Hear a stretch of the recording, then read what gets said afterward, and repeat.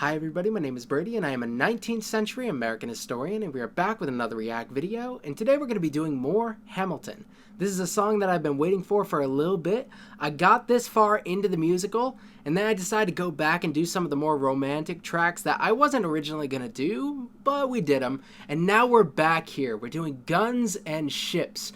We get to see America's favorite fighting Frenchman. I'm so excited to talk about Lafayette. I love Lafayette. And for all the French people out there, I have something to say to you before we get started. He's ours. And you could never love him as much as we do. Now that that's clear, let's get it started. I'm excited for this one.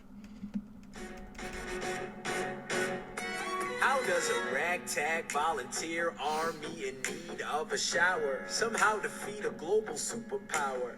How do we emerge victorious from the quagmire, leave the battlefield waving Betsy Ross's flag higher?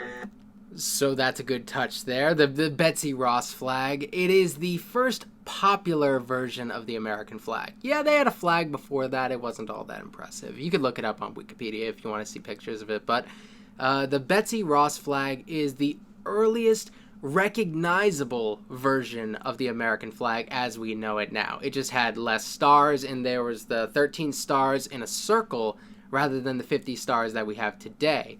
And honestly, it's probably one of my favorites. It's probably my favorite American flag. There are other versions that do the stars and stripes things, and there's some that aren't even really American flags, and some I might like more, but this is my favorite version of the flag. So that's it.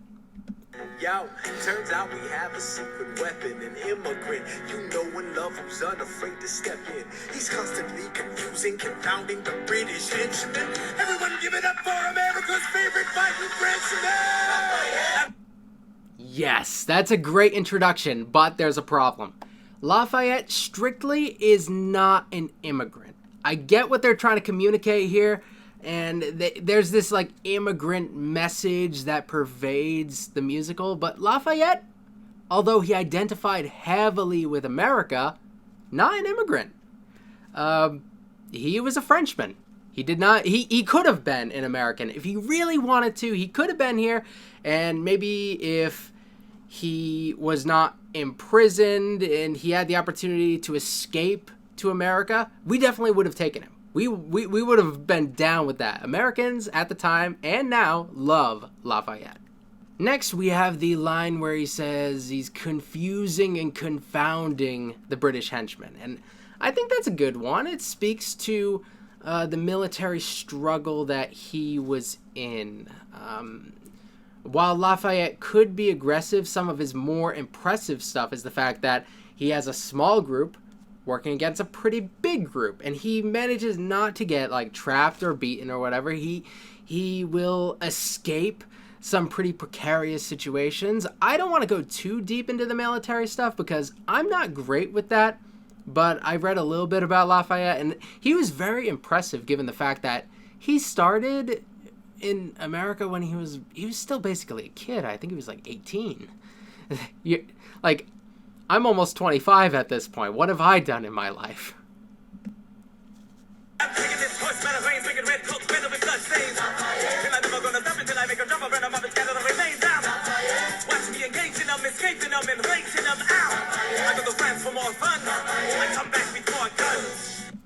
They got the escaping them, enraging them thing that builds upon the idea I said earlier, where some of his more impressive stuff wasn't necessarily his aggressive tactics. It's the fact that he could avoid being entrapped by a much larger force, and he took to military stuff rather naturally. He had a military education, of course. He's a noble. A lot of nobles have military educations. He would have started when he was younger, probably by the time like he's an early teenager. He's probably learning about this stuff.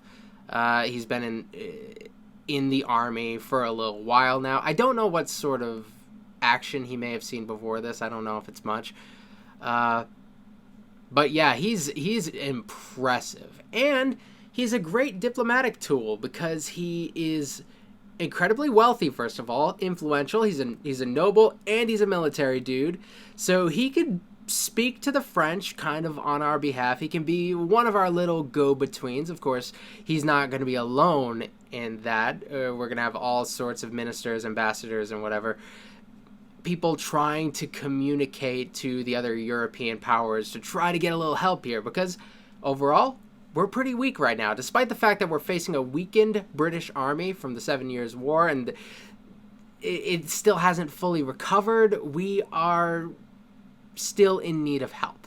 Obviously, we can't handle this on our own. There's not that much as far as materials to work with goes. And Lafayette's going to help get some more of that going on. And ships, and so their balance shifts. We rendezvous with Rochambeau, consolidate their gifts. We can end this war in Yorktown, cut them off at sea, but for this to succeed, there's someone else we need. I know. Before we get to that someone else we need here, the Yorktown thing was something that Washington wasn't initially in favor of. Yorktown ended up being a great idea because we won. But initially, Washington wasn't really down with it. I believe it was the Comte de Rochambeau who ended up helping to persuade him, because Washington wanted to take back New York. Yorktown is southern. It was confusing when I was first learning this stuff, because I thought Yorktown was in New York. This is early me finally getting into history stuff, and I made some stupid statements early on, not understanding the difference there. Cut them off at sea, but for this to succeed, there's someone else we need. I know. So he knows what to do in the trenches. You know it, they've been fluent in French, I mean. So you're gonna have to use them eventually. What's he gonna do in the bench, I mean? No one has more resilience or matches my practical, tactical brilliance. You want to fight for your land back? I need my right-hand man back. Okay, they give Hamilton a lot of credit. This whole musical gives Hamilton a little more credit than he deserves on a lot of issues. I think slavery is one of them, and the other one I think is military. While he is brilliant in a sense, I don't think he's indispensable in that sense. As a secretary, he was indispensable. I think anybody else, there are plenty of French people who could have taken his spot. But there is this big question here. Do the Americans want the French to win the war for them? Or do they want to win it with the help of the French? And I think having Hamilton in that position is really good, because it's an American who can speak French, can take basic orders, and if this is executed correctly, we can count on him to do his part. And then you have an American who's doing it. I mean, of course, the French get a whole lot of credit for the American Revolution going the way it did. But they want to skew the narrative a little bit more towards, like, yeah, we stood up to the British, us Americans, with a little help from the French. Just they helped a little bit. But, you know, there were Americans at the forefront. So yeah, there are probably a million different French people who could have taken his place, but there is something important about having an American in that position. Practical, tactical, brilliant. You want to fight for your land back? I need my right-hand man back. Get your right-hand man back. You know you gotta get your right-hand man back. I mean, you gotta put the button to the letter, but the sooner the better to get your right-hand man back. Dude, that was like the Canadians from South Park. Let me. Your right-hand man back. I mean, you gotta put the button to the letter, but the sooner the better to get. Look at that. That's funny. That is funny. That is probably one of my favorite things I've seen so far in any of Shin's animatics. And it's artistically like the least impressive, but like that's what makes it so funny. So Hamilton kind of gets that he is going to be asked back at some point, or at least he's under the impression that at least he believes he'll be asked to come back. He basically camps out right where... I don't want to give you the wrong idea that he was like literally camping, but he parked himself pretty close to where the army is. You know, like he's just watching from a short distance as Washington's like peering from across the way, like, hey, I'm here if you need me. It's like the cute neighbor girl, and he's like hanging out around where her house is, hoping that she notices. That's kind of what Hamilton's doing at this point. He's just waiting for a callback at this point, and he eventually gets it. And this is he's reliable, so this is a good position for him. It's hard to put too much faith in him for like the big stuff. He's not going to be like a major general at this time. He's inexperienced, and unlike Lafayette, who has like this crazy military education, Hamilton is not yet as disciplined on this stuff. He'll get to that major general position. Just give it a little bit of time. Alexander Hamilton, troops are waiting in the field for you. Ooh, she's not happy. If you join us right now, together we can turn the tide. Oh, Alexander Hamilton, I have soldiers that will yield for you. Aww. If we manage to... Visually, Szin is doing something perfect here. Because this is what and we talked about what their relationship is like. She'll be reluctant about him doing this stuff, but she'll follow him. That's how Eliza was. And it pisses me off. I wish she was more assertive. I wish she would be like, no, you are staying here with your kid. That's kind of how I felt sometimes. I wish she rained on his parade a little bit more, but she was just so supportive. To get this right, they'll surrender my early life. Your world will never be the same. Alexander.